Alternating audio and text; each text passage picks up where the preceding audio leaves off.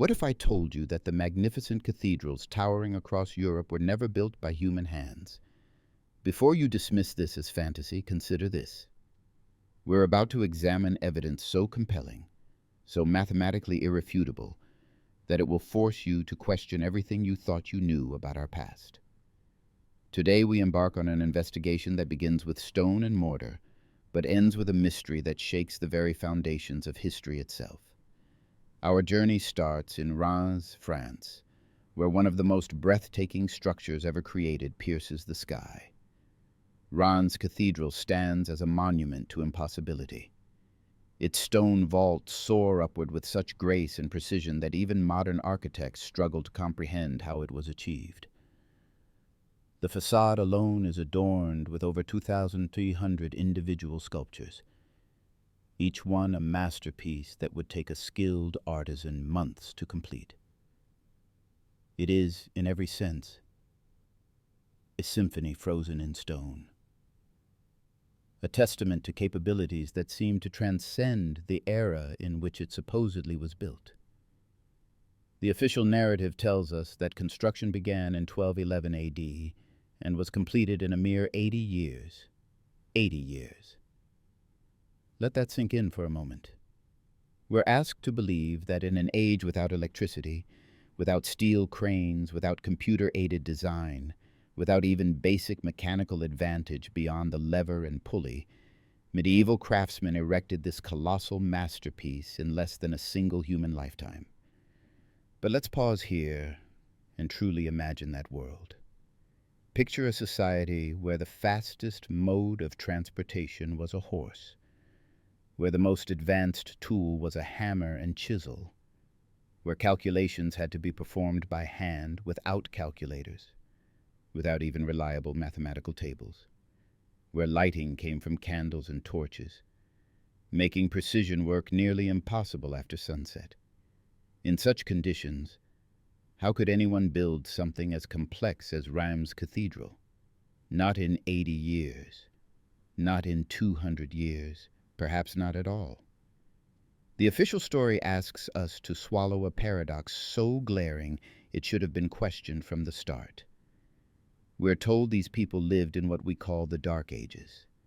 They wrote with quill pens by flickering candlelight. They lived in drafty wooden structures. They fought with swords and shields. Medical knowledge was primitive. Science, as we understand it, barely existed. Life expectancy was short and brutal. Yet somehow, these same people possessed architectural and engineering knowledge that rivals and in many cases surpasses our own capabilities today. They understood load-bearing calculations with precision. They mastered the complex mathematics of Gothic arches and flying buttresses. They could cut and place stones with tolerances measured in millimeters. They created structures that have stood for centuries without the need for modern maintenance. Does this make sense to you? Because it shouldn't. The mystery of Reims Cathedral is not an isolated anomaly. It is merely the first thread we pull in unraveling a tapestry of impossibilities that stretches across the entire European continent and beyond. These megalithic structures stand everywhere like silent accusations against our accepted timeline. Notre Dame de Paris, Chartres, Cologne Cathedral, Canterbury, Salisbury. Hundreds upon hundreds of architectural marvels, each one a feat that would challenge even our modern construction capabilities. We, with our technology supposedly 800 years more advanced, look at these buildings and cannot answer the most fundamental question. How? How could people living in an era we characterize as backward and primitive achieve such mathematical precision? How could they execute such flawless engineering? Every stone is fitted with accuracy that would require modern surveying equipment. Every vault is calculated to withstand immense pressure for centuries. This requires not just craftsmanship, but profound theoretical knowledge of geometry, physics, material science, and structural engineering. Disciplines that official history assures us were in their absolute infancy during the so-called medieval period. Let's move beyond aesthetic admiration and ask some brutally practical questions. The construction of a cathedral like Reims is first and foremost a logistical nightmare of staggering proportions. We're talking about millions of tons of stone, not hundreds of tons, not thousands, millions. Where did this stone come from? Historical records are maddeningly vague about the quarries. How were these massive blocks extracted from solid rock faces without explosives, without diamond-tipped saws, without hydraulic machinery? How were they shaped with such precision that mortar was barely needed? We're told they used iron chisels and hammers. Have you ever tried to shape granite with hand tools? It's nearly impossible. And that's with modern steel. Medieval iron was softer, less refined. The tools would have dulled almost immediately. But the truly insurmountable problem is transportation. How do you move multi-ton stone blocks from a quarry to a construction site kilometers away? The official explanation involves wooden rollers and hundreds of men pulling on ropes. Let's think about this rationally. A single block weighing 10 tons would require extraordinary effort just to budge. Now imagine moving it along medieval roads, which were little more than dirt paths that turned to mud when it rained. The logistics would require an infrastructure that simply did not exist. You would need roads capable of bearing massive weight. You would need a continuous supply chain. You would need to feed, clothe, and house thousands of workers for decades. Where are the records of this? Historical chronicles are deafeningly silent on these practical details. There are no accounts of the massive transport operations, no records of the thousands of support personnel required, no evidence of the supply chains that would have been necessary. History asks us to accept that a civilization lacking the most basic technologies somehow created logistical operations rivaling anything we can accomplish today. This isn't just unlikely, it's mathematically absurd, and this pattern repeats itself everywhere, from Cologne to Canterbury, from Barcelona to Brussels. The same impossibilities, the same unanswered questions, the same deafening silence in the historical record. Official history simply throws dates at us and expects us to accept them on faith.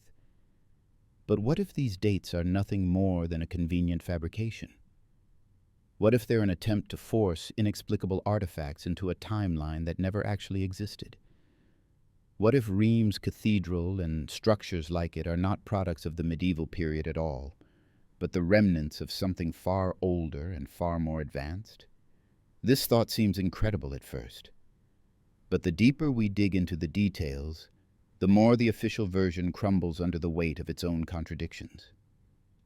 The mystery of these cathedrals isn't merely a question of construction technology. It's a question about the fundamental nature of our history, about what has been hidden from us, and about who or what really created these impossible structures. To understand the depth of this deception, we need to examine another pattern, one so suspicious, so repeatedly used, that it can no longer be dismissed as coincidence. After analyzing the chronicles and histories of hundreds of ancient buildings across Europe, a disturbing pattern emerges. For nearly every great stone cathedral, there exists a convenient legend. We're told that each was built on the site of an older, more humble wooden church that was conveniently destroyed in a fire just before construction of the new stone edifice began. Reims Cathedral follows this template perfectly. Official history claims it was built on the ashes of its predecessor, which allegedly burned down in 1210, just 1 year before the new construction began. How convenient. This scenario repeats itself dozens, perhaps hundreds of times across Europe. Stone giants that can withstand the ages supposedly rose again and again from the ashes of their wooden forebears. Doesn't that strike you as suspicious? It feels less like historical fact and more like a pre-written template, a universal explanation inserted into any historical account to fill the gaping voids in logic. Think about it. Why would stone buildings capable of surviving a millennium need such consistently fiery backstories? This narrative device solves several problems for the official timeline. It explains why massive construction projects suddenly began in specific locations. It creates an illusion of historical continuity, linking an inexplicable architectural masterpiece to an earlier, more believable primitive period. But from the standpoint of probability, the sheer number of these conveniently timed fires defies belief. It looks less like history and more like fabrication. But if the fire stories are merely a facade, then who were the supposed architects of these masterpieces? Official history names Jean d'Orbay as the architect of Reims Cathedral.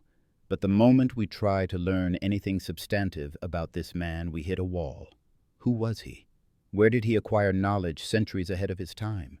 Where are his blueprints, his calculations, his architectural school, his students who would have carried on his revolutionary techniques? None of it exists. His biography is a collection of vague assumptions and questionable attributions.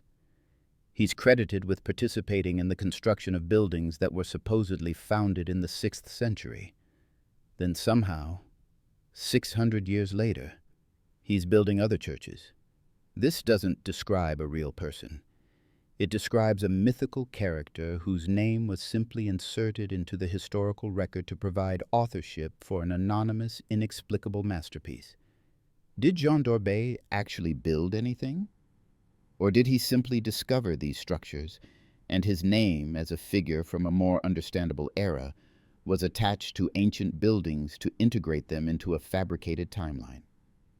These phantom architects appear throughout history.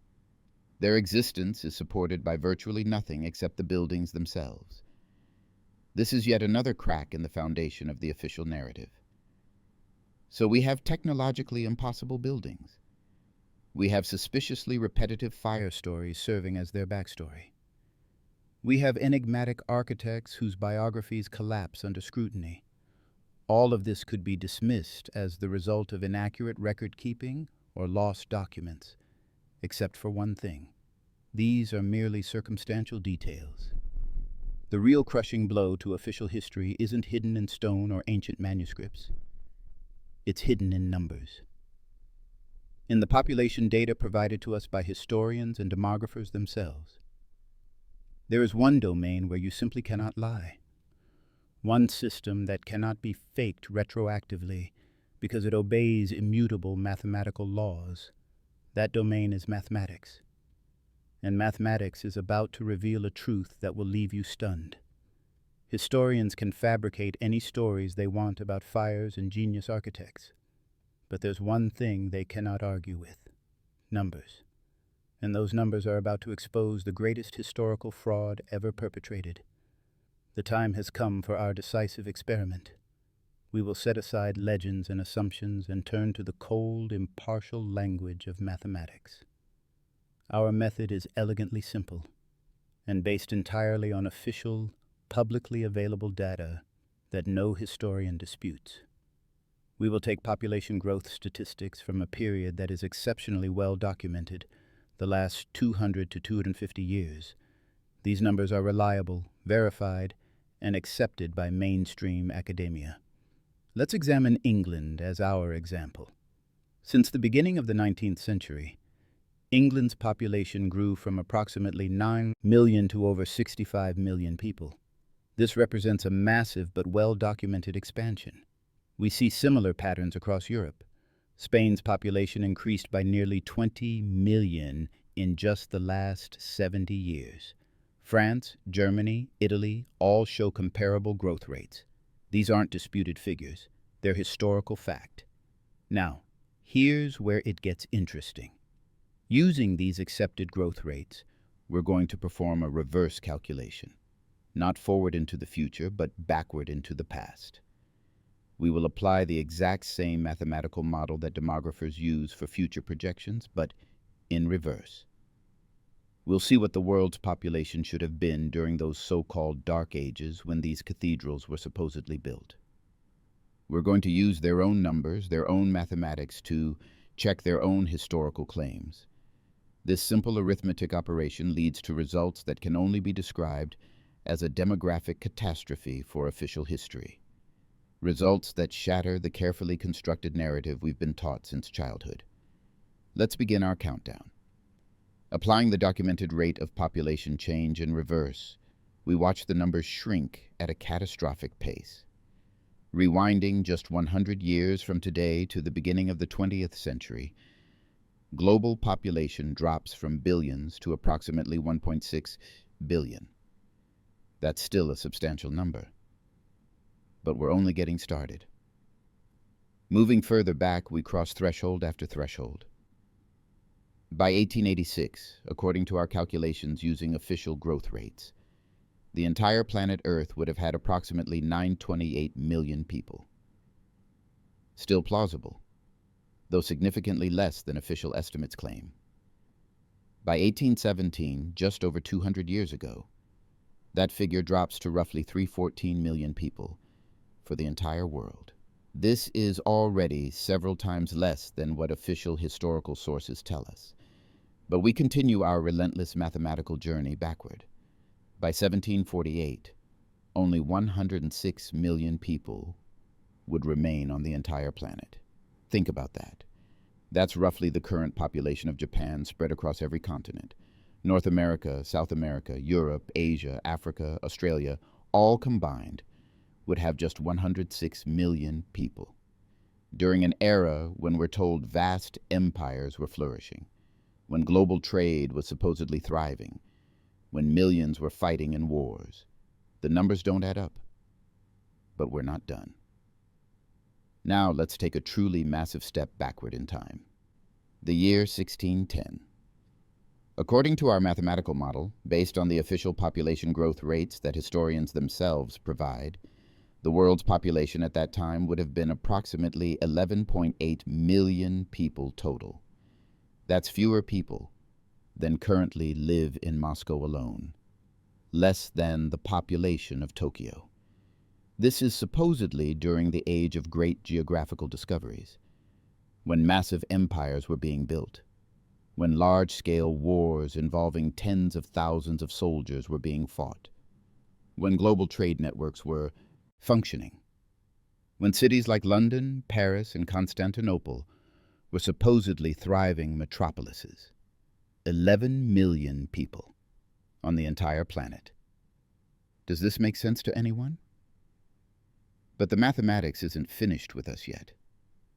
The most devastating blow lands when we approach the very era we began investigating. The 1200s, when the foundations of the greatest Gothic cathedrals were supposedly being laid. When Reims, Notre Dame, Chartres, and hundreds of other architectural marvels were supposedly under construction across Europe. Continuing our calculation with the same relentless, unforgiving logic, we arrive at a result so shocking, so utterly absurd, that it exposes the fundamental lie at the heart of official history. At the very moment when, according to historians, thousands upon thousands of skilled craftsmen across Europe were supposedly building stone masterpieces, when massive logistical operations were supposedly in full swing, when entire communities were supposedly dedicated to these construction projects, the mathematical reality tells us something completely different. The entire population of planet Earth in the year 1200 AD would have been approximately 18,700 people. Let me repeat that number so its full impact can sink in. 18,700 people on the entire planet. That is less than the capacity of a medium-sized sports stadium. That's the population of a small town. A large apartment complex in a modern city holds more people than supposedly existed on Earth when these cathedrals were being built. And this is where official history doesn't just crack. It shatters into a million pieces. We are told that during this period, hundreds of architectural marvels were simultaneously under construction across Europe, the Middle East, and Asia. But who built them? If the entire planet had fewer inhabitants than attend a typical football match today, who quarried the millions of tons of stone? Who transported them? Who possessed the engineering knowledge to design these structures? Who developed the complex architectural plans? Who fed all these workers? Who housed them? Mathematics provides a brutally clear answer. It's impossible. Completely, utterly, mathematically impossible.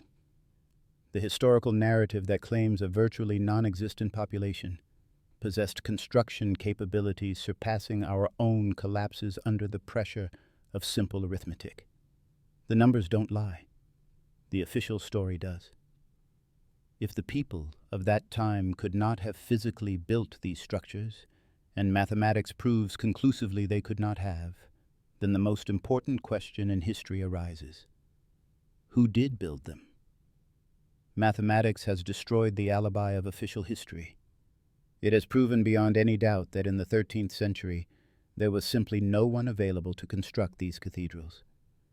This conclusion, as shocking as it may be, leaves us with only one logical alternative.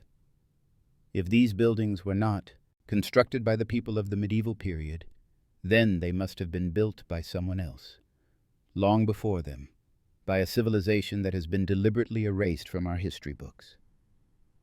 The answer, as radical as it sounds, is that we are surrounded by the legacy of a previous, far more advanced global civilization. The people of the Middle Ages didn't build these masterpieces from scratch. They discovered them. They inhabited them. They may have attempted repairs, but they were not the original builders. Ancient daguerreotypes and photographs from the mid-19th century serve as silent witnesses supporting this theory. In these images, we see the very same medieval cathedrals and ancient temples, but they don't appear as new constructions. They appear ancient, weathered, majestic. Often they're partially buried in soil, suggesting some kind of cataclysmic event in the past. Surrounding these magnificent structures is the primitive reality of 19th century life. People in simple clothing, horse-drawn carts navigating muddy roads. The stark contrast between the technological sophistication of the buildings and the primitive capabilities of the people inhabiting them is impossible to ignore. These are not photographs of construction. They are photographs of rediscovery, of people reclaiming ruins from a previous age. We're looking at a world recovering from something catastrophic, something global. And these buildings are the surviving artifacts of that lost era. Some call that lost civilization Tartaria.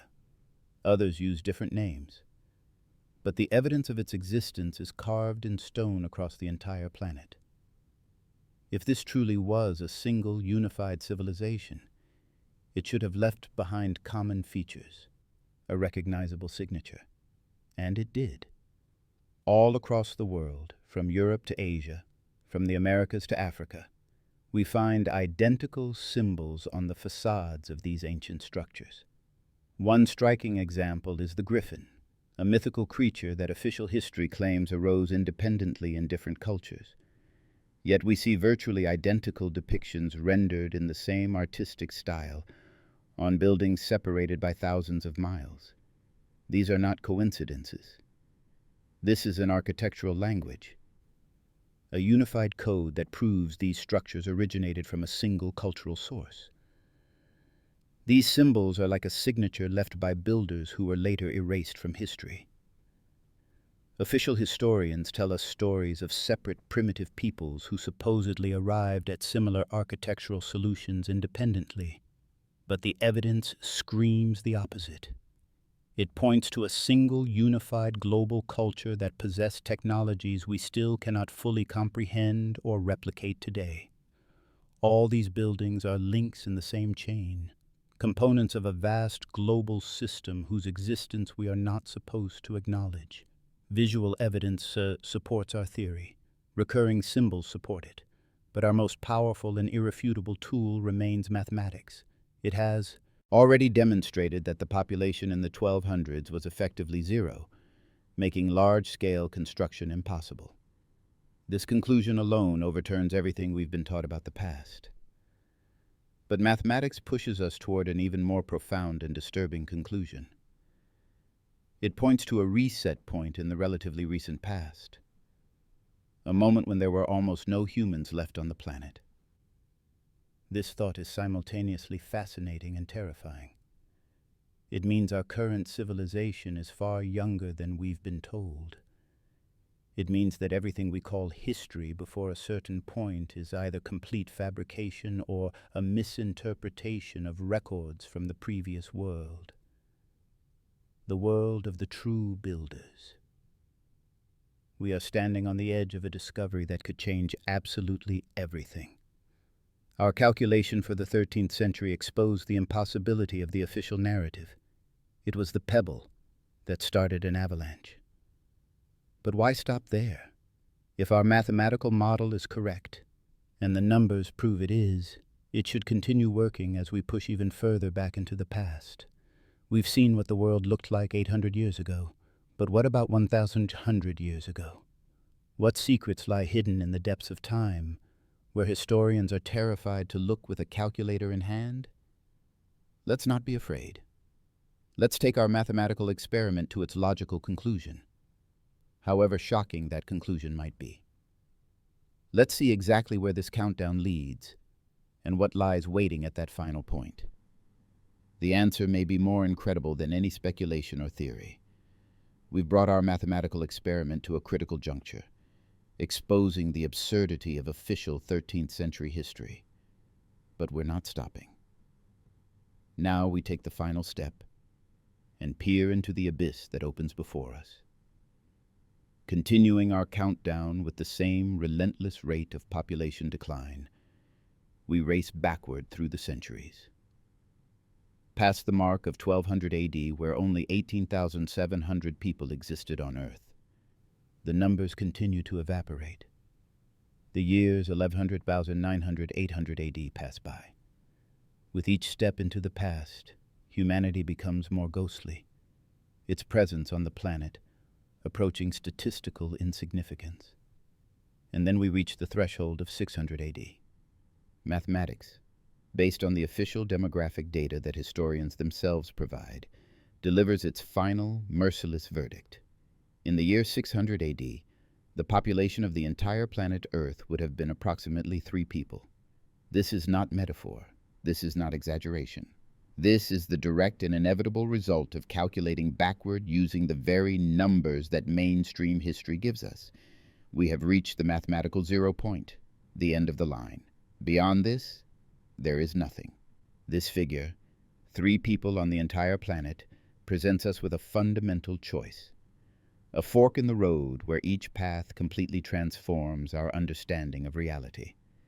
The first path is to take this calculation literally.